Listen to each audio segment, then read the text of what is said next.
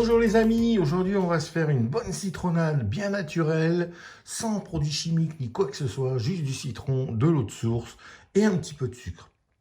Du sucre, on peut en mettre selon son souhait. Voilà, celui qui aime sucré, il met du sucre. Celui qui est diabétique ou qui peut vraiment pas accepter aucun sucre, ben, il met par exemple du sirop d'agave en faible quantité ou même de l'aspartame. Mais on peut mettre aussi du miel, on peut mettre plein de choses. Et puis ça peut se boire également avec d'autres choses. Par exemple, on peut mélanger avec un peu de vanille. Et ça, c'est délicieux. Avec quelques petits glaçons. Chin chin, bon appétit! Ah, super. Franchement, je mets en bouteille pour pouvoir les stocker au frigo. Mais si vous avez d'autres récipients, vous pouvez mettre là-dedans. Ces bouteilles, elles sont utilisées parce que je fais des repères avec pour pouvoir compléter. Vous allez voir, le matériel est pas énorme. On utilise ce qu'on a, voilà. Il suffit d'une marmite, une grande casserole, une passette, pas de passette, ça dépend. Tout est possible, vous allez voir. C'est pas très compliqué et en même pas une heure, on peut se régaler. J'en fais par série de 3 bouteilles, donc ça fait 6 litres, parce que ce sont des très gros citrons. Ils sont balèzes. Donc 2 pour 6 litres, c'est bien. Normalement, c'est 1 par bouteille, mais là, vraiment, c'est des balèzes. Hein. C'est bien quand c'est des citrons de taille moyenne ou des petits citrons. Voilà. Pareil, on peut mettre plus de choses selon son goût. C'est-à-dire que si vous aimez vraiment du concentré, du puissance acide, vous pouvez mettre beaucoup plus de citron. On peut mettre également du citron vert. On peut même également mettre d'autres agrumes comme du pamplemousse par exemple, ou de l'orange. Mais je préfère naturel avec 100% citron. Ça a vraiment des effets très bénéfiques pour le corps humain. Il faut essayer ça, c'est très facile. J'utilise une cocotte minute qui est munie d'un filtre, vous voyez, pour récupérer les pépins quand il y a quelques pépins. C'est vraiment l'idéal. On peut utiliser n'importe quel contenant, une grande casserole, une marmite, pas de souci. Moi, j'aime bien la pulpe. Donc ça, pas de problème, ça passe à travers. De toute façon, je récupère une partie déjà avec une petite tasse. Ceux qui ne veulent pas de pulpe, évidemment, on peut récupérer, on sort tout et on récupère tout. Ou alors, si on n'a pas, on utilise une simple passette, il n'y a pas de souci, ça récupère tout.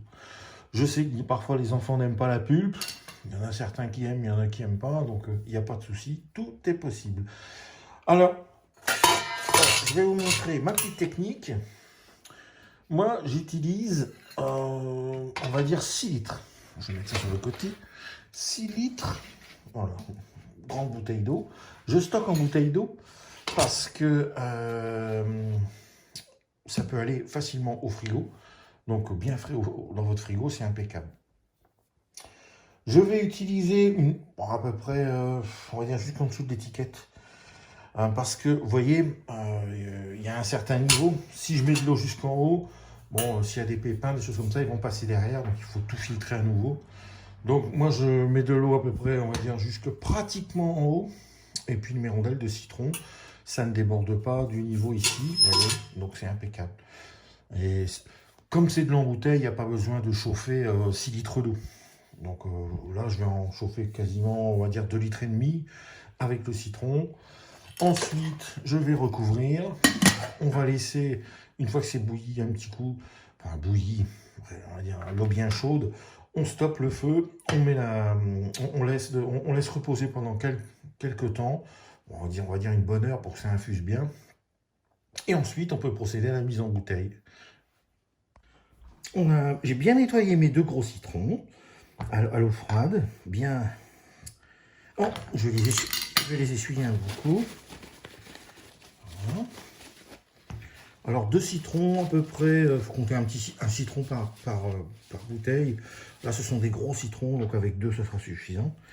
Je coupe les extrémités, là où il y a et puis les petites taches, on va les enlever. Vous voyez, ils sont impeccables, hein, ceux-là franchement. On va préparer nos citrons. Et ben, ils sont impeccables, franchement, nickel. Et on va pouvoir attaquer nos rondelles de citron. Alors, à peu près 1 cm d'épaisseur. Entre 5 mm et 1 cm d'épaisseur.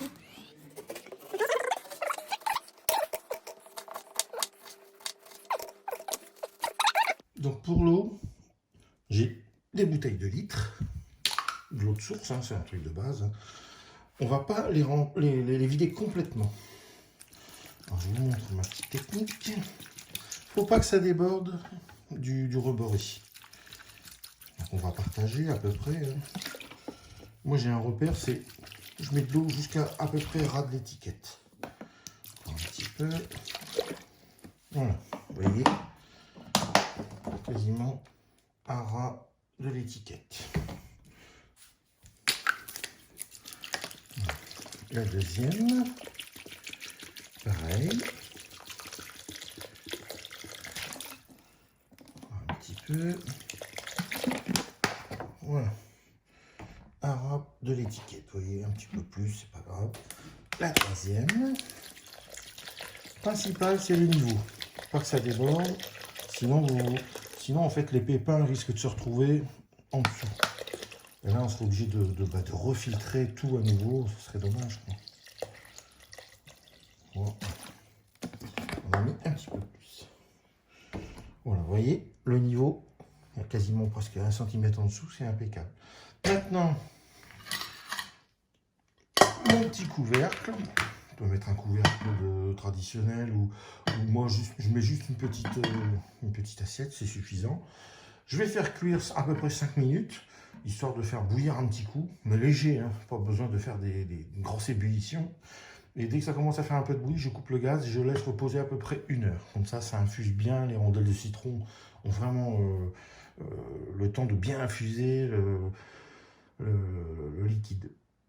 Donc voilà, ça a cuit quelques minutes, ça faisait un petit glou glou glou.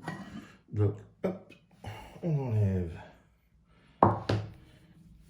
le couvercle.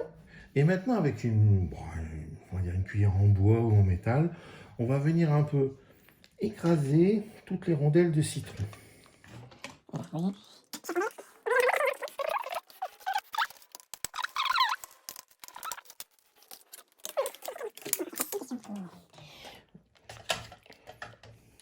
Vous voyez, il y a déjà pas mal de pulpe. Et ça donne du goût. On va laisser refroidir un petit peu et infuser. Voilà, ça suffira. Et après, je remets le couvercle pendant, on va essayer de refroidir, tiédir gentiment pendant à peu près entre une demi-heure et 1 heure. Et après, on pourra procéder à la mise en bouteille. Voilà, ça fait à peu près 30 minutes, un bon 30 minutes. Donc, on va procéder à la mise en bouteille. Donc là, on prend notre petit filtre, notre petit entonnoir, pardon. Et on va pouvoir procéder à la mise en bouteille. Donc, moi j'utilise une petite tasse. Vous voyez, elle a déjà des petits pépins. Vous voyez. Et c'est parti. Donc, pas de pépins. Impeccable. Moi je bois avec la pulpe. J'adore la pulpe. Donc, pas de problème. Pour l'instant, j'ai toujours pas mis de sucre. Hein. Ça, c'est la dernière étape. Avant, j'avais tendance à le faire, à mettre le sucre avant, pendant l'ébullition, quoi. Mais non, j'ai arrêté de faire ce système. Je vais vous dire pourquoi après. Pour l'instant, voilà, première bouteille terminée. Vous voyez, ça va vite. Hein, donc,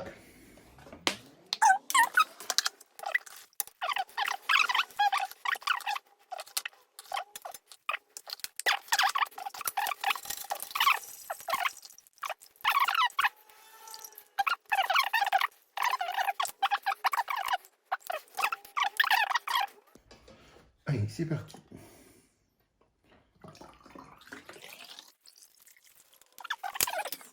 Allez. La dernière bouteille. On a nos 3 bouteilles de citron, de citronnade, pratiquement prêt. Il ne reste plus qu'à sucrer. Donc, la dernière technique. Donc voilà, il ne reste plus qu'à sucrer. notre préparation, notre citronnade, qui est pour l'instant pure. Il n'y a que de l'eau et du citron. Il n'y a rien d'autre. Donc, avant, j'avais tendance à utiliser mes petits sucres de canne, solides. Donc, certains n'arrivent pas à passer, ils sont trop gros. Il faut sélectionner des plus petits ou des formes allongées comme ça. Pas de problème, on peut mettre dedans. Ça met du temps à se dissoudre, à fond, à se dissoudre. Et depuis quelques temps, vu que j'ai du diabète, j'utilise du sirop d'agave. Voilà. Ce qui est bien, c'est que ça, c'est liquide. Et ça permet de voir également combien on a mis. On sait le volume de ça, on sait combien on met dans les 3 bouteilles. On peut sucrer comme on souhaite. Alors certains, certains, ça j'utilise pas, je mets de côté. On peut mettre aussi de l'aspartame en fonction, on peut mettre du miel, on peut mettre un tas de choses. Mais moi je préfère pour l'instant le sirop d'agave parce que bon, c'est liquide, donc ça se dilue très très vite. Et on peut tester rapidement si c'est suffisamment sucré ou pas. Ça dépend des gens. Il y a des gens qui vont vouloir peut-être un peu plus acide, un peu plus naturel, et d'autres qui vont vouloir un peu plus sucré. Donc moi je suis diabétique, je ne peux pas en mettre trop. Donc voilà, vous voyez, le premier, la bouteille est toute neuve, donc je vais mettre un petit chloup, environ, c'est à peu près une cuillère à soupe. Voilà, vous voyez, hop, voilà. Et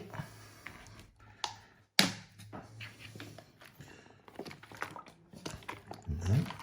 On met au frais et on goûte. Et si c'est pas assez sucré, on peut en remettre facilement. Donc voilà. Dans ces préparations, bon, il y en a à peu près pour 3 jours au frigo, hein, pas de souci. Faut pas le laisser traîner à l'extérieur. Bien frais, c'est bien meilleur. Moi, je rajoute des glaçons. Dans cette préparation de citronnade, on peut, par exemple, rajouter de la vanille. C'est très très bon avec le citron. Donc ça, faut pas hésiter. On peut faire plein de choses. C'est quelque chose qui est relativement détox. J'ai des gens qui rajoutent plein de choses, même des légumes, des concombres, des choses comme ça, pour faire quelque chose de détox. Donc, ça peut vraiment être sympa. Moi, j'en bois régulièrement. Moi, à peu près une bouteille comme ça par jour. Donc voilà. J'ai pas de maux d'estomac. Ah, bien sûr, il ne faut pas que ça soit trop acide. Si vous mettez beaucoup trop de citron, par exemple, ça fait vraiment quelque chose de très concentré, de jaune très foncé. Et là, vous pouvez avoir quelque chose de très acide. Ça peut faire un peu mal à l'estomac si on en boit trop. Mais en mangeant, tout ça, il n'y a pas de problème. Et je trouve que c'est vrai que le citron a des vertus sympathiques au niveau coupe. Ça coupe un peu la soif. J'ai vu beaucoup de pays où il fait très très chaud, par exemple. L'Italie, la Sicile, l'Inde, ils boivent des citronnades, à qui mieux, bien fraîches, voire même chaudes. Ouais, c'est un truc de dingue.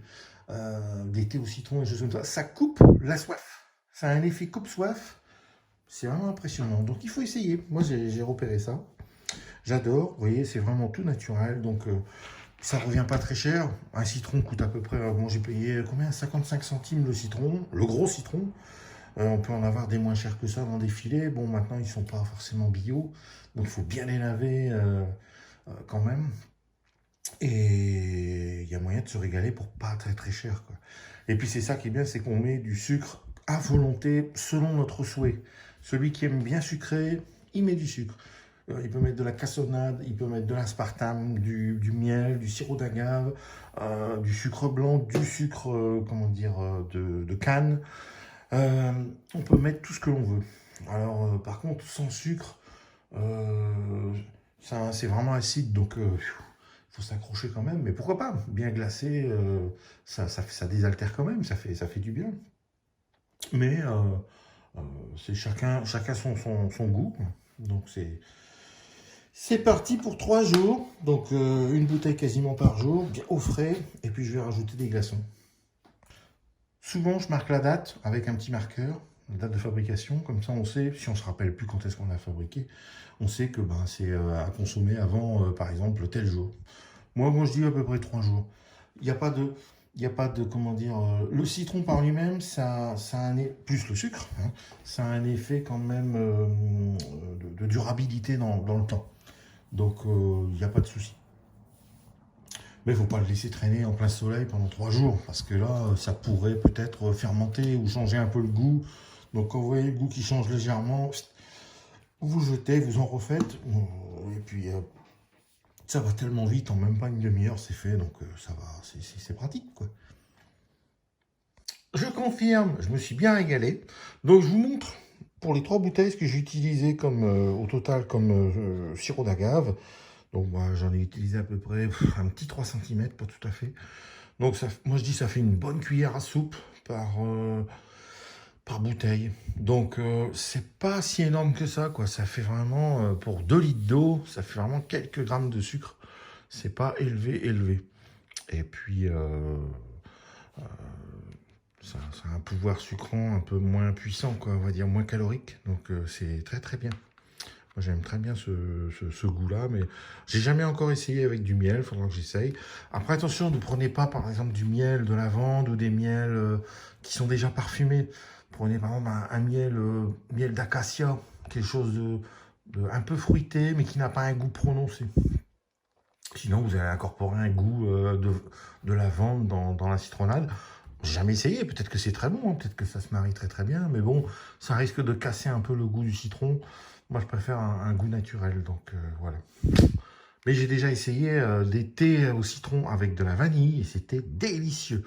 Donc un jour, j'essaierai de me faire une sorte de tisane citron naturel avec des extraits de vanille, des véritables extraits de vanille, pas du chimique. Voilà. Et ben voilà, et ben vous voyez, le problème c'est qu'il n'y en a jamais assez. Alors, on va en refaire un. À bientôt, merci à vous.